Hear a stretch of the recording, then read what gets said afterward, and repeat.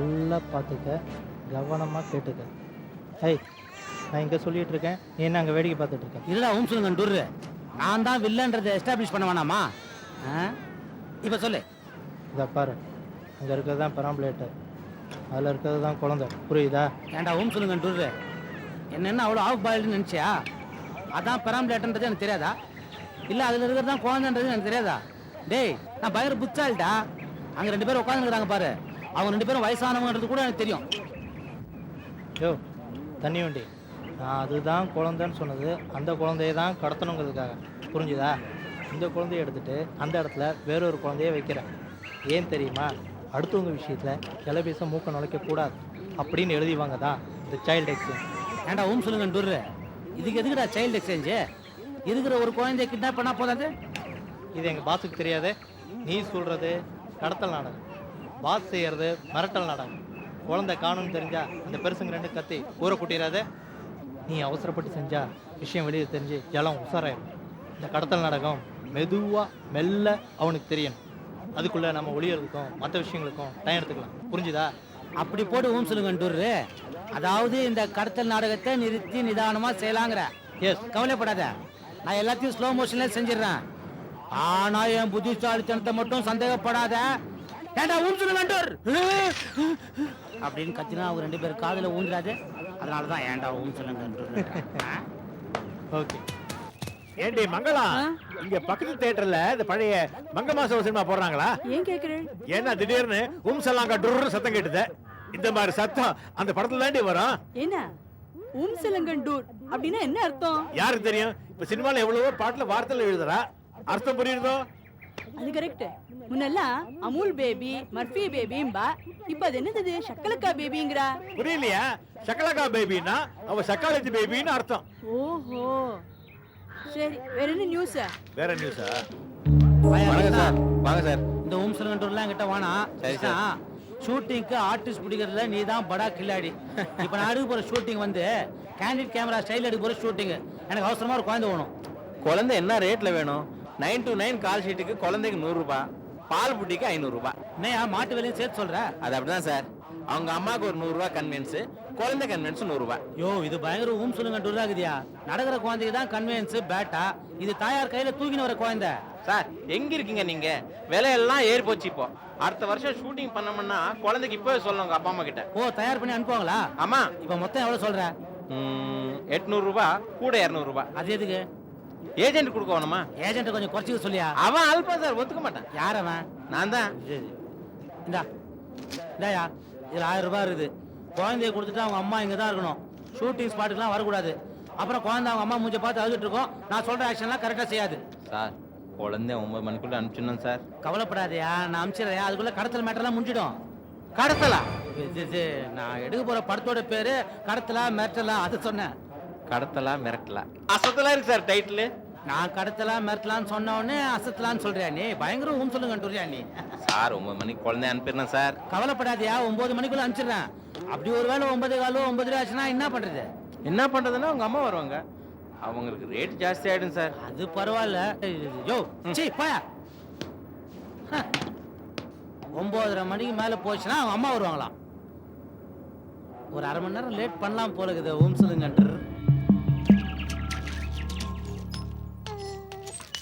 மெதுவா மெதுவா, இது என்ன ஐஸ் ஃப்ரூட் வட்டியை தள்ளுற மாதிரி தள்ளுறல? அது பராமுலேட்டர், கொஞ்சம் மெதுவா தள்ளுங்க. தள்ளி விட தான் பாக்குறேன். கார் வந்து தள்ளி விட்டேன், அவன் ஒதுங்கி போயிட்டான். அப்புறம் பஸ் வந்தது, தள்ளி விட்டேன், பஸ் பிரேட்டன் ஆகி போச்சு. என்ன பண்ண சொல்ற? மகா பாவம்னா, பச்சை குழந்தை, கம்சன் மாதிரி பேசாதேங்க. சுமாரு பிரகலாதா, அழுதுட்டே இரு, நாங்க பேசிட்டே இருக்கோம்.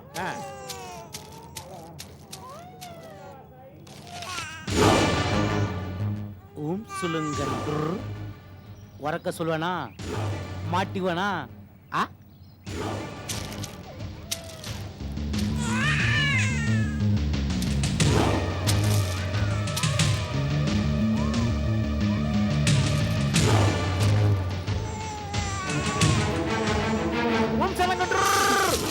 என்னன்னா ஏன் இப்படி கத்தினேன்?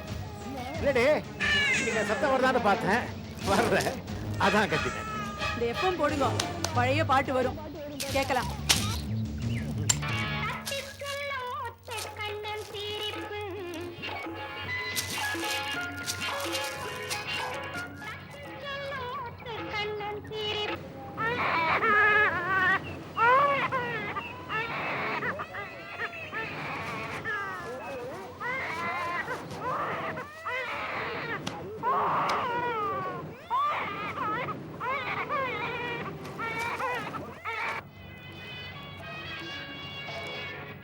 ஏய் இங்கே ஒரு குழந்தை சைலண்டா சத்தம் போடாம அழுதுனது இதோ இப்போ வந்துடுறேன்.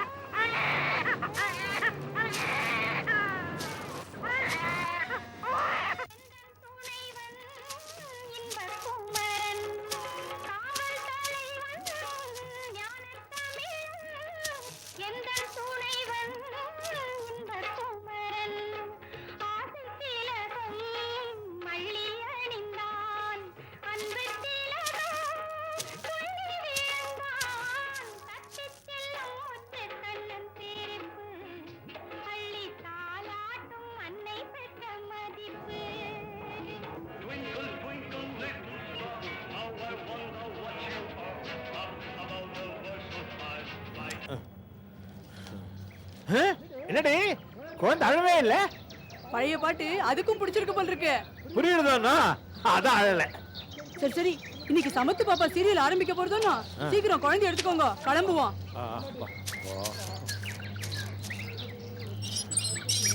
மெதுவா. சமத்து பாப்பா சீரியல் அந்த குழந்தை இன்னைக்கு டான்ஸ் ஆட போறத. ஏதோ ட்ரெய்லர் தான் வந்துட்டு இருக்கு, பாப்போம். என்ன சொல்ல வரேன்னா எல்லாத்தையும் பார்த்தானுடி, கண்டிப்பா பரிசு கிடைக்கும்.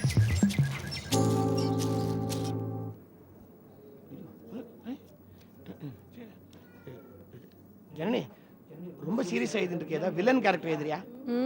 ஆமா. சிரிக்கிறிய, இது நகைச்சுவையா? ஒரு காமிக் வில்லன் என்ன மாதிரி. ஐ வாண்ட் ஆஸ்க் யூ, நீ எழுதுறதெல்லாம் கற்பனை தானா இல்ல உண்மையை சேர்த்து எழுதுறியா? சமுதாயத்துல நடக்கிறது தானேனா கதையில எழுத முடியும். உண்மை நிறைய இருக்குன்ற இதுல. டெஃபினெட்லி. அதான் ரோட்ல அவன் என்ன அடிக்கிறேன்றான். ஏன்டி என் பேரை வச்சு எழுதுற? உன் பேர் வச்சு எழுதலாமோன்னா? ஏன்னா எத்தனை வாட்டினா உங்களுக்கு சொல்றது, உங்க புகழ் மேலும் மேலும் ஓங்கணும்னு தானேனா நான் இவ்வளவு கஷ்டப்படுறேன். அதுக்கு எழுதல நீ, என் கண்ணும் மேலும் மேலும் வீங்கணுங்கிறதுக்காக எழுதுற நீ. நீங்க வேற. அட கொண்டலா. ஜனனி ஒரு அதிசயம் பாத்தியோ? புது சீரியல் சமத்து பாப்பா பார்க்கணும்னு அவசர அவசரமா வந்துட்டு இருந்தேன், குழந்தை அழறதையும் மறந்துடுத்துறீ. ஏம்மா ஏதாவது ஆனா தானே அழும். ஆச்சே, பெராம்புலேட்டர் வண்டி கவிழ்ந்து சக்கரை உடைஞ்சது, அப்ப கூட அழல. பெராம்புலேட்டர் வண்டி கவுந்துருத்தா? எப்படி? ஆட்டோ கீழ மாட்டினா கவிழாதா? ஐயோ, அப்ப குழந்தை? அதான் சொன்னேனே, குழந்தை அழவே இல்ல. அதாண்டி அதிசயமா இருக்கு. என்னம்மா அது? பக்கத்தாத்து மாமி குழந்தை, கொஞ்சம் கேர்ஃபுல்லா இருக்கலாமோன்னு. அம்மா குழந்தை அழவே இல்லை, இது கொண்டாத கொண்டா.